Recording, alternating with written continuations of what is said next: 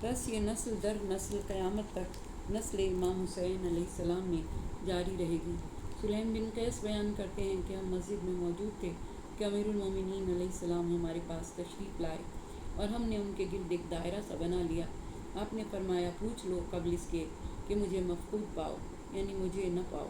मुझसे कुरान करीम के बारे में पूछो, क्योंकि कुरान करीम में अव्वलीन व आखिरीन का इल्म है और इसमें किसी बात को नहीं छोड़ा गया। इसके बारे में कोई नहीं जानता मगर अल्लाह और रासिखून फिल इल्म में रासिख अकेले हुज़ूर अकरम सल्लल्लाहु अलैहि वसल्लम ही नहीं है, बल्कि वो रासिखून फिल इल्म में से एक हैं जिनको अल्लाह ने तालीम दी और उन्होंने मुझे तालीम दी, और ये इल्म क़यामत तक उनकी नस्ल में बाकी रहेगा। फिर आपने सूरह बकरा की आयत नंबर 248 पढ़ी, जिसमें इरशाद रब्बुल इज़्ज़त है कि आले मूसा और आले हारून का बक़िया हैं, मलाइका इसको उठाए हुए हैं। मैं रसूल खुदा सल्लल्लाहु अलैहि वसल्लम से उसी मंजिलत पर हूँ जो मूसा अलैहिस्सलाम को हारून से थी। सिवाय नबूवत के इल्म हमारी नस्ल में क़यामत तक रहेगा।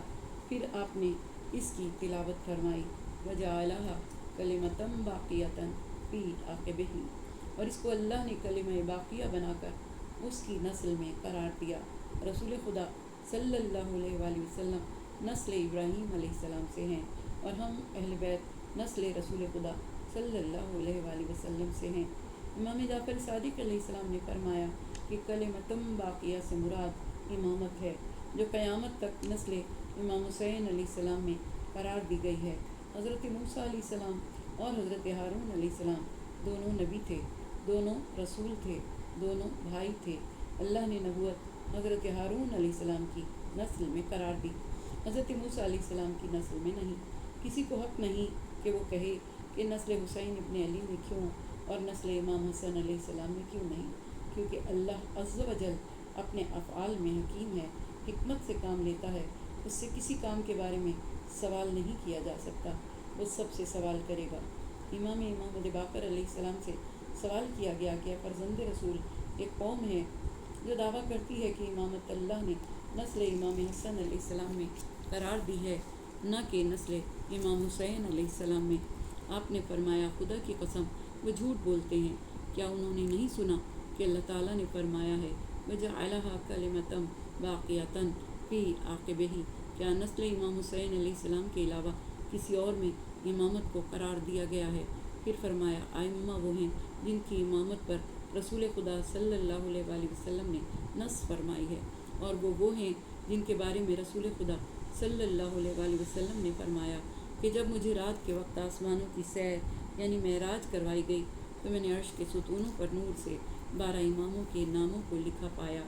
उनमें हज़रत अली अलैहिस्सलाम, दोनों सिब्तैन हज़रत इमाम हसन अलैहिस्सलाम और इमाम हुसैन अलैहिस्सलाम, अली ज़ैनुल आबिदीन अलैहिस्सलाम, मोहम्मद बाकर अलैहिस्सलाम, जाफ़र सादिक़ अलैहिस्सलाम, मूसा काज़िम अलैहिस्सलाम, अली रज़ा अलैहिस्सलाम, मोहम्मद तक़ी अलैहिस्सलाम, अली नक़ी अलैहिस्सलाम, हसन अस्करी अलैहिस्सलाम वल हुज्जतुल क़ाइम अलैहिस्सलाम हैं। ये अहले बैत अतार और सिफ़ातुल्लाह से आइम्मा हैं। खुदा की कसम, इनके अलावा जो भी इमामत का दावा करेगा अल्लाह ताला उसे इब्लीस और इसके लश्कर के साथ महशूर करेगा। फिर आपने एक लंबा सा सांस लिया और फरमाया, इस उम्मत ने रसूल खुदा का हक़ अदा नहीं किया, इसलिए अल्लाह इस उम्मत से राज़ी नहीं। आगाह हो जाओ, खुदा की कसम, अगर ये उम्मत वाले हक़ को उसके अहल के लिए रहने देते तो कोई दो बंदे भी तौहीद के बारे में इख्तिलाफ़ न करते।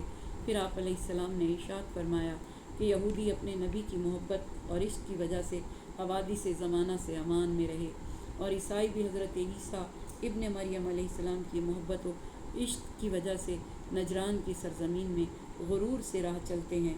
लेकिन वो लोग जो अहल बैत से मोहब्बत रखते हैं और उन पर ईमान रखते हैं, वो अपनी सरज़मीन पर मूरिदे आतिश इंतकाम करार पाते हैं, कत्ल किए जाते हैं और कोशिश की जाती है कि उनकी नस्लों को ख़त्म कर दिया जाए। आपसे पूछा गया कि फ़र्ज़ंद रसूल, ए मेरे सरदार, क्या अम्र इमामत आपके लिए नहीं है? आपने फरमाया कि हाँ। तो पूछा गया कि अगर आपका हक़ है तो फिर आप अपने हक़ से पीछे क्यों हट गए और आपने अपने दावे से हाथ क्यों उठा लिया, जबकि अल्लाह ताला कुरान में फरमाता है, वजाहिदू फिल्लाहि हक़्क़ा जिहादिही हुवज्तबाकुम। سورہ حج آیت نمبر 78۔ راہ خدا میں ایسا جہاد کرو جیسے جہاد کرنے کا حق ہے، اس نے تمہیں منتخب کیا ہے۔ کیوں امیر المومنین اپنے حق سے دستبردار ہو گئے اور گھر میں بیٹھ گئے؟ آپ علیہ السلام نے فرمایا ان کے پاس مددگار نہیں تھے۔ کیا تو نے نہیں سنا کہ اللہ تعالیٰ نے جناب لوط علیہ السلام کے بارے میں قرآن پاک میں ارشاد فرمایا کہ حضرت لوط علیہ السلام نے کہا، ہائے کاش تمہارا مقابلہ کرنے کے لیے میرے پاس قوت و طاقت ہوتی، یا میں کسی شدید رکن سے پناہ حاصل کر سکتا۔ سورہ ہود آیت نمبر 80۔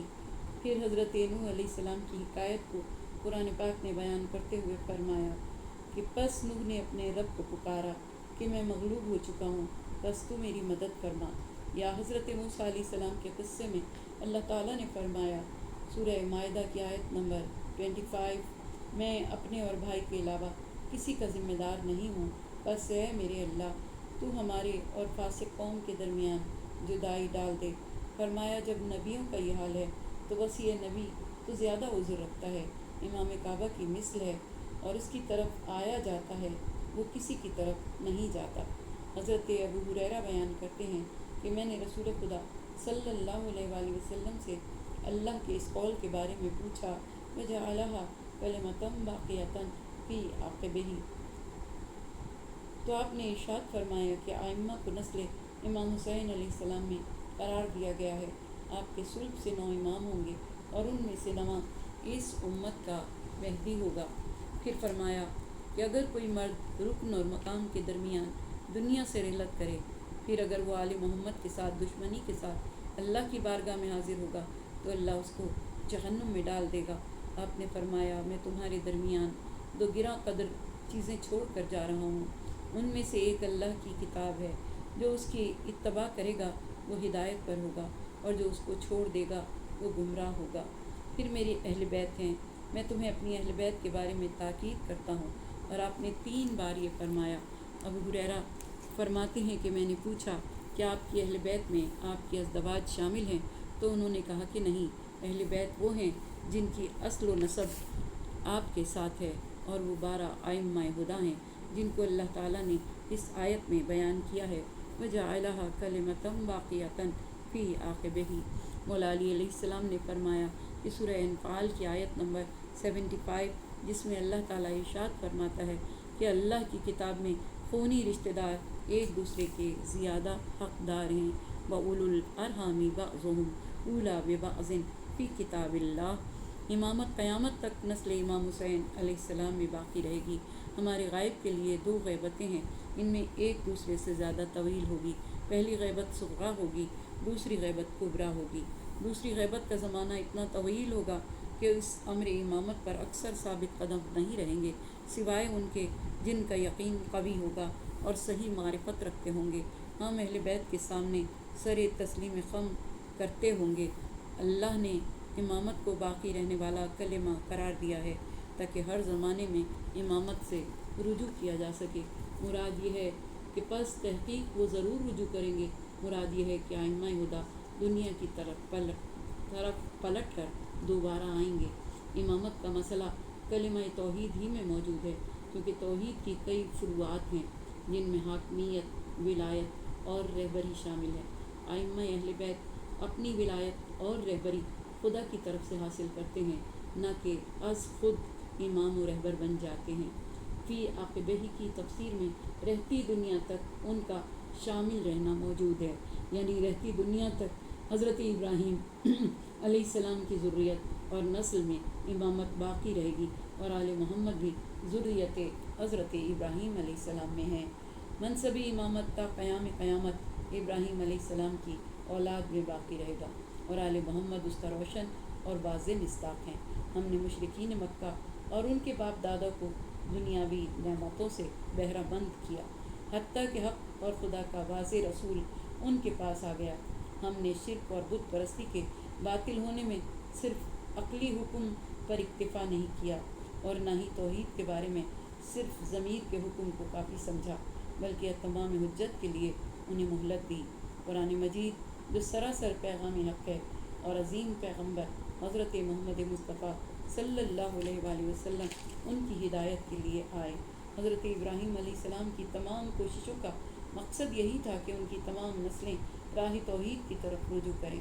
عرب اپنے آپ کو نسل ابراہیم علیہ السلام کہا کرتے تھے، لیکن اس کے باوجود بت پرستی کو اختیار کیا، قرآن کریم اور رسول خدا کے حکم کو ماننے سے انکار کیا، اسلام کی مخالفت پر کمر باندھ لی اور کہا کہ یہ تو جادو ہے، ہم اس کا انکار کرتے ہیں۔ انہوں نے قرآن کو جادو کہا اور خدا کے عظیم الشان پیغمبر کو جادوگر کہا، اور پچھلی قوموں کی طرح اپنی اسی روش اور ضد پر قائم رہے اور خدا کے حکم کی خلاف ورزی کرتے رہے۔ صدق اللہ العلی العظیم۔ یا باریلا تجھے واسطہ محمد و آل محمد کا، پروردگار واسطہ بارہ امام چہردہ معصومین علیہ السلام کا، پالنے والے ہماری مشکلوں کو آسان فرما، ہماری پریشانیوں کو دور فرما۔ قرآن کریم کو پڑھنے اور سمجھنے کی جو کوشش ہم نے شروع کی ہے پروردگار دو عالم، تو اس میں ہمیں کامیابی عطا فرما، ہمارے ذہنوں کو روشن فرما، ہمارے دلوں میں ذکر آل محمد کے ساتھ قرآن پاک کی تفسیر اور قرآن پاک کو سمجھنے کی عقل عطا فرما، شعور عطا فرما، ہمیں قرآن کے راستے پر چلنے کی توفیق دے، امامت کی ہدایت کے راستوں کو سمجھنے کی توفیق عطا فرما۔ پروردگارہ ہمیں ہماری اولاد کو نیکی کے راستے پر قائم رکھنا، ہماری اولاد کو نیک، سعادت مند اور روز محشر ہمارے لیے باعث زیب و زینت بنانا۔